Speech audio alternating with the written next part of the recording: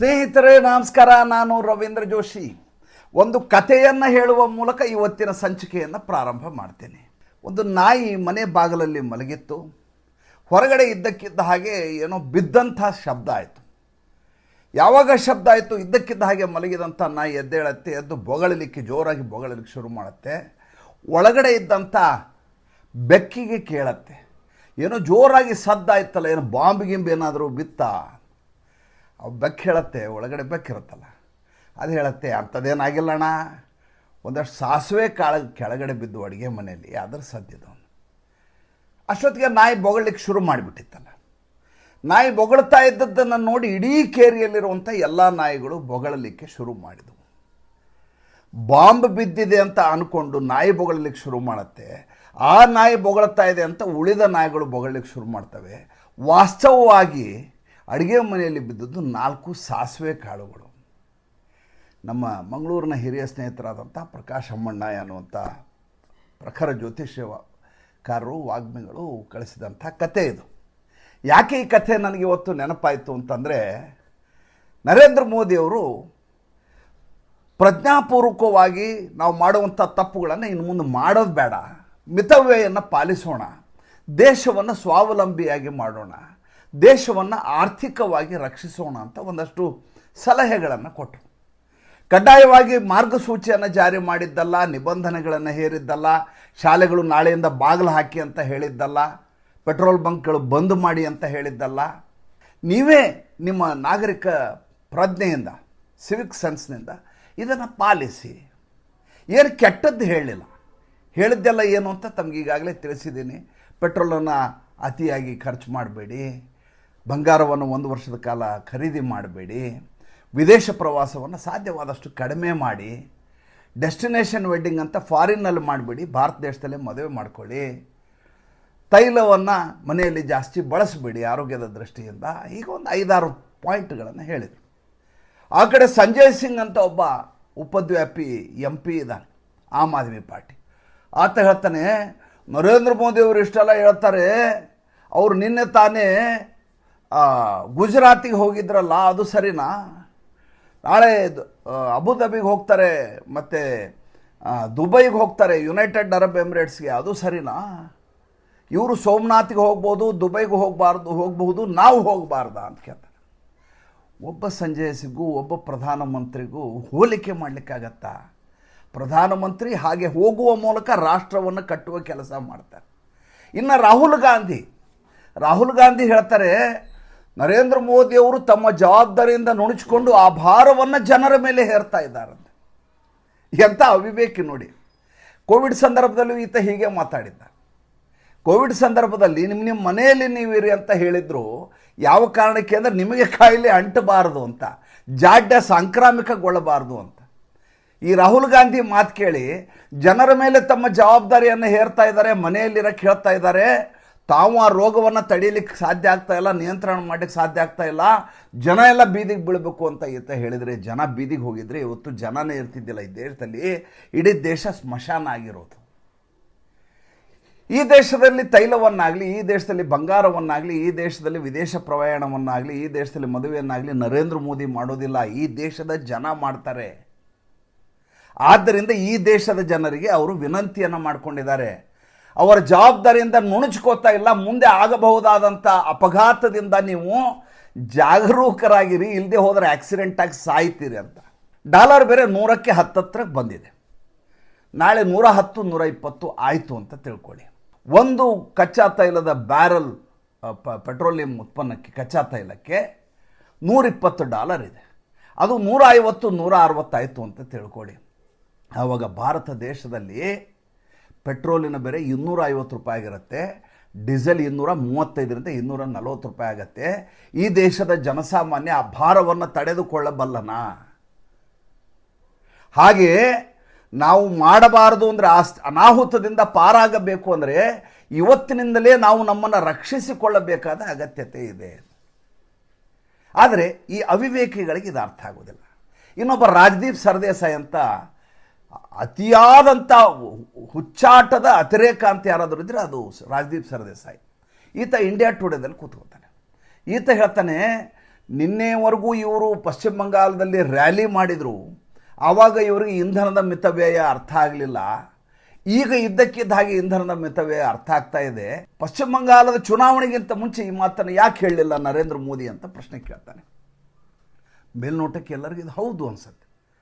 ಜನಸಾಮಾನ್ಯರು ಬಹಳಷ್ಟು ಯೋಚನೆ ಮಾಡಲಾರ್ದವ್ರಿಗೆ ಈ ಮಾತನ್ನು ಹೇಳಿದ್ರು ಹೌದಲ್ವಾ, ಯಾವಾಗ ಫೆಬ್ರವರಿ 28ರಿಂದನೇ ಯುದ್ಧ ಶುರುವಾಗಿದೆ, ಆವಾಗಿನಿಂದನೇ ನಮಗೆ ಕಚ್ಚಾ ತೈಲ ಭಾರತಕ್ಕೆ ಬರೋದು ತತ್ವಾರ ಆಗ್ತಾ ಇದೆ. ಸ್ಟ್ರೇಟ್ ಆಫ್ ಹಾರ್ಮೋಸ್ ಬಂದ್ ಮಾಡಿದ್ದಾರೆ, ಯುದ್ಧ ನಡೀತಾನೇ ಇದೆ. ಆವಾಗಲೇ ಹೇಳ್ಬೋದಿತ್ತಲ್ಲ ಅನ್ಸುತ್ತೆ. ಅಲ್ಲ ರೀ, ಆವಾಗ ನರೇಂದ್ರ ಮೋದಿ, ಅಮಿತ್ ಶಾ ಪಶ್ಚಿಮ ಬಂಗಾಳದಲ್ಲಿ ಠಿಕಾಣಿ ಹೂಡಿ ಚುನಾವಣೆಯನ್ನು ಮಾಡದೆ ಹೋಗಿದ್ರೆ ಪಶ್ಚಿಮ ಬಂಗಾಳ ಎನ್ನುವುದು ಬಾಂಗ್ಲಾದೇಶದ ಪುನರಾವತಾರ ಆಗಿರೋದು ಮತ್ತು ಸಂಪೂರ್ಣ ಗ್ರೇಟರ್ ಬಾಂಗ್ಲಾದೇಶ್ ಮಾಡಬೇಕೆನ್ನುವಂಥ ಮಮತಾ ಬೇಗಂ ಅವರ ಆಸೆ ಈಡೇರೋದು, ಭಾರತದ ಒಂದು ಭೂಭಾಗ ಸಂಪೂರ್ಣ ಜಿಹಾದಿಗಳ ಪಾಲಾಗೋದು, ರೌಡಿಸಮ್ಮು ಗೂಂಡಾಗಿರಿಯ ಅತಿರೇಕ ಆಗಿ ಹೋಗಿರೋದು, ದೇಶವನ್ನು ರಕ್ಷಿಸಲಿಕ್ಕೆ ಭದ್ರತೆಯ ದೃಷ್ಟಿಯಿಂದ ಸೂಕ್ಷ್ಮ ವಲಯ ಅನ್ನುವಂಥ ರಾಜ್ಯವಾದಂಥ ಪಶ್ಚಿಮ ಬಂಗಾಳವನ್ನು ಜಿಹಾದಿಗಳಿಂದ ರಕ್ಷಿಸಲಿಕ್ಕೆ ಅವತ್ತು ನರೇಂದ್ರ ಮೋದಿ ಪೆಟ್ರೋಲನ್ನು ಖರ್ಚು ಮಾಡಬೇಕಾಗಿತ್ತು, ಡೀಸೆಲನ್ನು ಖರ್ಚು ಮಾಡಬೇಕಾಗಿತ್ತು, ಅವರ ಸಮಯವನ್ನೂ ಕೊಡಬೇಕಾಗಿತ್ತು. ಕಟ್ಟುನಿಟ್ಟಿನಿಂದ ಇಡೀ ಚುನಾವಣೆಯನ್ನು ನಡೆಸಬೇಕಾದಂಥ ಅನಿವಾರ್ಯತೆ ಇತ್ತು. ಅಂದರೆ ರಾಜದೀಪ್ ಸರ್ದೇಸಾಯಿ ಅಂಥವರು ನಾವೇನು ಹೇಳಿದ್ರು ಜನ ಕೇಳ್ತಾರೆ ಅನ್ನುವಂಥ ಒಂದು ಭ್ರಮೆಯಲ್ಲಿರ್ತಾರೆ. ಮತ್ತು ಅವರ ಆಡಿಯನ್ಸ್ ಇದ್ದಾರಲ್ಲ, ಅವರ ಆಡಿಯನ್ಸು ಒಂದು ಲೆಫ್ಟ್ ಲಿಬರಲ್ಗಳಿರ್ತಾರೆ, ಎರಡನೇದ್ದು ಜಿಹಾದಿಗಳಿರ್ತಾರೆ. ಅವರಿಗೆ ಮೇಲಿನ ಭಾಗ ಇರೋದಿಲ್ಲ, ಅಪ್ಪರ್ ಚೇಂಬರ್ ಖಾಲಿ ಇರ್ತದೆ, ಕೆಳಗಡೆ ಮಾತ್ರ ದೇಹ ಇರ್ತದೆ. ಏನು ಹೇಳಿದ್ರು ಹೋ ಹೋ ಹೋ ಅಂತ ಕಿರಿಸ್ತಾ ಇರ್ತಾರೆ. ಇದು ಇವರ ದೊಡ್ಡ ಸಮಸ್ಯೆ. ವರ್ಕ್ ಫ್ರಮ್ ಹೋಮ್ ಮಾಡಿ ಅಂತ ಹೇಳಿದ್ರೆ ಯಾರಿಗೆ ಹೇಳಿದ್ದಾರೆ? ಯಾರು ಸ್ವತಃ ತಮ್ಮ ಜಾಗಕ್ಕೆ ಹೋಗಿ ಕೆಲಸ ಮಾಡಬೇಕಾದ ಅನಿವಾರ್ಯತೆ ಇಲ್ಲವೋ, ಯಾರು ಮನೆಯಲ್ಲೇ ಲ್ಯಾಪ್ಟಾಪ್ನಲ್ಲಿ ಕೆಲಸ ನಿಭಾಯಿಸಲಿಕ್ಕೆ ಸಾಧ್ಯ ಆಗುತ್ತೋ ಅಂಥವರಿಗೆ ಇಂಥದ್ದೊಂದು ಕರೆಯನ್ನು ಕೊಡಲಾಗಿದೆ. ಅದನ್ನು ನೀವು ಸಾರ್ವತ್ರಿಕಗೊಳಿಸಬಾರದು. ನೋಡಿ, ಇವತ್ತು ಆಗಲೇ ಒಬ್ಬ ಜಡ್ಜು, ಮಧ್ಯಪ್ರದೇಶದ ಜಡ್ಜು ಸೈಕಲ್ ಮೇಲೆ ಹೋಗ್ತಾ ಇದ್ದಾರೆ. ಯಾಕೆ ಹೋಗ್ತಾ ಇದ್ದಾರೆ? ಅವ್ರಿಗೆ ಮೊದಲೇದಾಗಿ ಪ್ರೋಟೋಕಾಲ್ ಇರುತ್ತೆ. ಹಿಂದುಗಡೆಗೆ ಬೆಂಗಾವಲು ವಾಹನ, ಮುಂದುಗಡೆ ಬೆಂಗಾವಲು ವಾಹನಗಳಿರ್ತವೆ, ಜೊತೆಗೆ ಸೆಕ್ಯೂರಿಟಿ ಇರುತ್ತೆ, ಆಮೇಲೆ ಜೀರೋ ಟ್ರಾಫಿಕ್ನಲ್ಲಿ ಹೋಗುವಂಥ ಸವಲತ್ತಿರುತ್ತೆ. ಅಷ್ಟೆಲ್ಲ ಇರೋ ಜಡ್ಜು ಸೈಕಲ್ ಮೇಲೆ ಹೋಗ್ತಾರೆ ಅಂತಂದರೆ ಅವರಿಗೆ ದೇಶದ ಬಗ್ಗೆ ಕಳಕಳಿ ಇದೆ ಅಂತ ಅರ್ಥ. ಆಮೇಲೆ ಒಂದಿಷ್ಟು ಜನ ಮಾತಾಡ್ತಾ ಇದ್ದಾರೆ, ಇವರೆಲ್ಲ ಹೇಳ್ತಾ ಇದ್ದಾರೆ ನರಸಿಂಹರಾವ್ ಅವರು ಅವಾಗ ಹಂಗೆ ಹೇಳಿದರು, ಆಮೇಲೆ ರಾಜೀವ್ ಗಾಂಧಿ ಅವರು ಹೇಳಿದರು ಅಂತ ಹೇಳ್ತಾರೆ.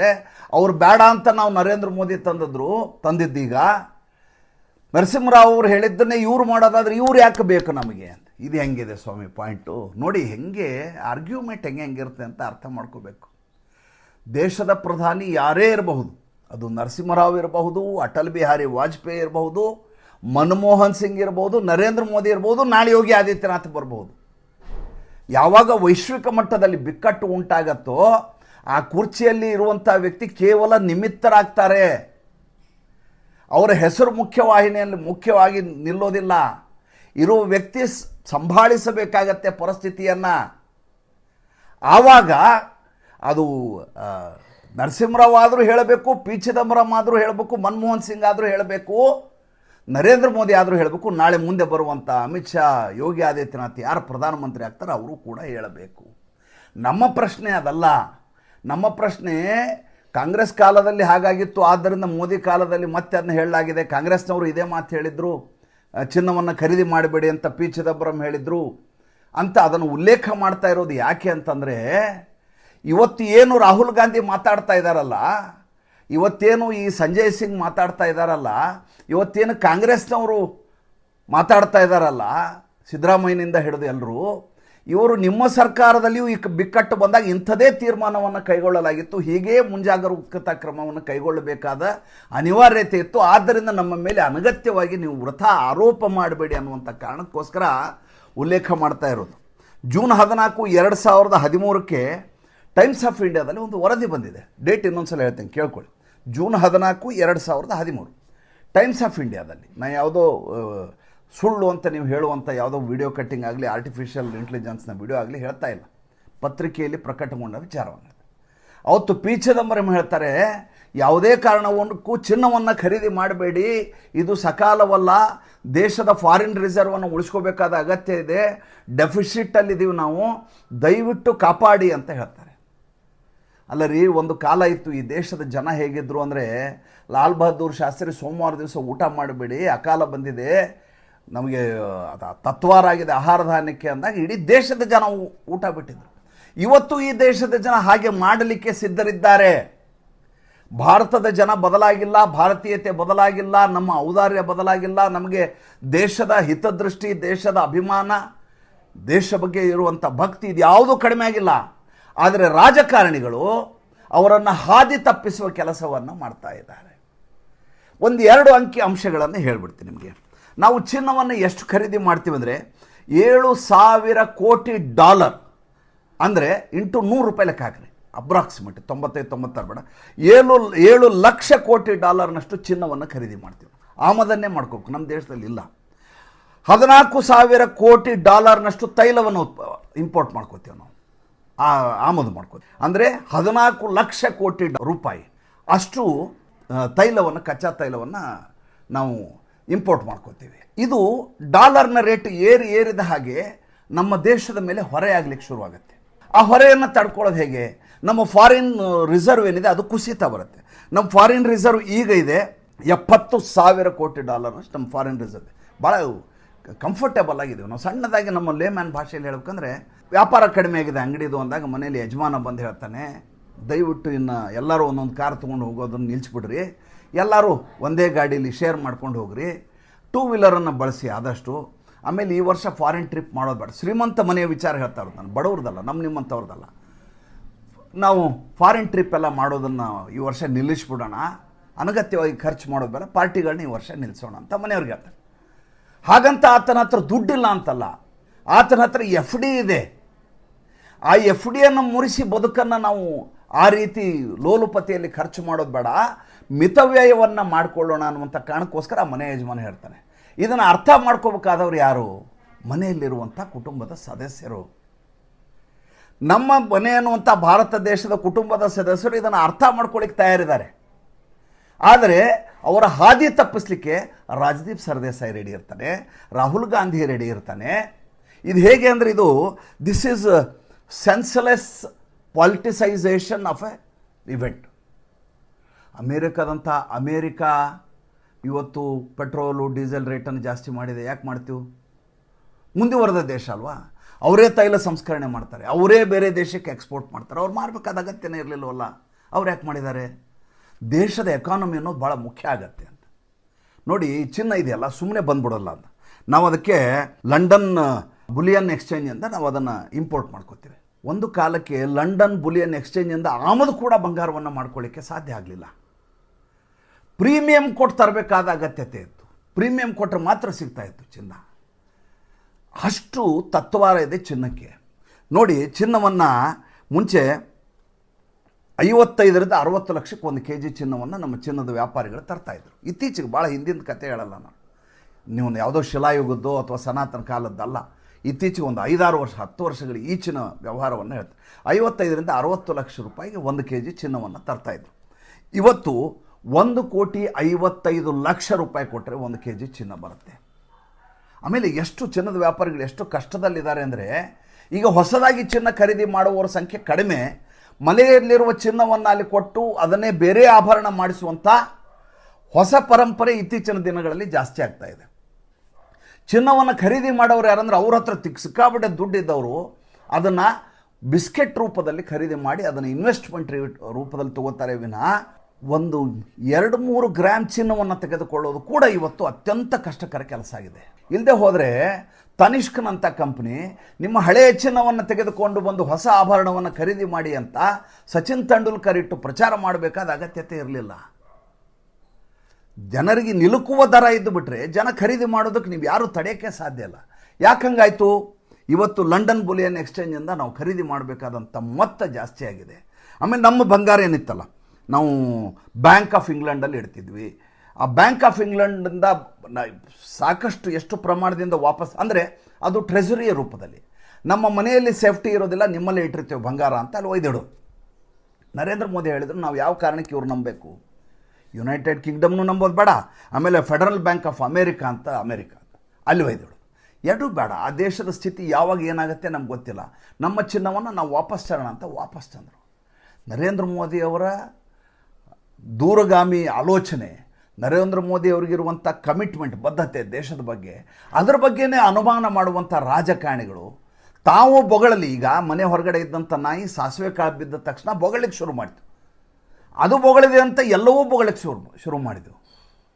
ಮಹುವಾ ಮೊಯ್ತ್ರಾ ಅಂತ ಇನ್ನೊಬ್ಬಳಲ್ಲಿದ್ದ, ಕೃಷ್ಣಾನಗರ ಕಾನ್ಸ್ಟಿಟ್ಯೂನ್ಸಿಯ MP. ಆಕೆ ಹೇಳ್ತಾರೆ ನರೇಂದ್ರ ಮೋದಿಗೆ ಅಧಿಕಾರವನ್ನು ನಡೆಸಲಿಕ್ಕೆ ಬರೋದಿಲ್ಲ. ಏನ್ರಿ ಅರ್ಥ? ತಮ್ಮ ರಾಜ್ಯದಲ್ಲಿ ಲಾ ಆ್ಯಂಡ್ ಆರ್ಡರ್ ನೋಡ್ಕೊಳ್ಳಿಕ್ಕೆ ಈಕೆಯ ನಾಯಕಿಗೆ ಬರಲಿಲ್ಲ, ಮಮತಾ ಬೇಗಮ್ಗೆ. ಈಕೆ ಮಾಡಲಾರದಂಥ ಅವ್ಯವಹಾರಗಳನ್ನೆಲ್ಲ ವಿದೇಶದವ್ರ ಜೊತೆ ಮಾಡ್ಕೊಂಡು ಆಗೋಗಿದೆ.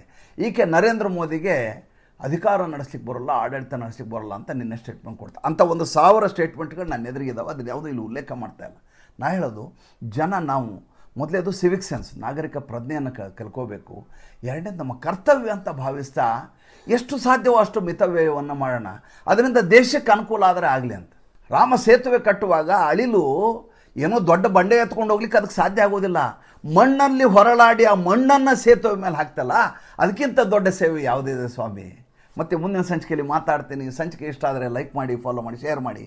ನಮ್ಮ ಮುಕ್ತ ಪತ್ರಿಕೋದ್ಯಮಕ್ಕೆ ದಯವಿಟ್ಟು ಆರ್ಥಿಕವಾಗಿ ಬೆಂಗಾವಲಾಗಿ ನಮಸ್ಕಾರ.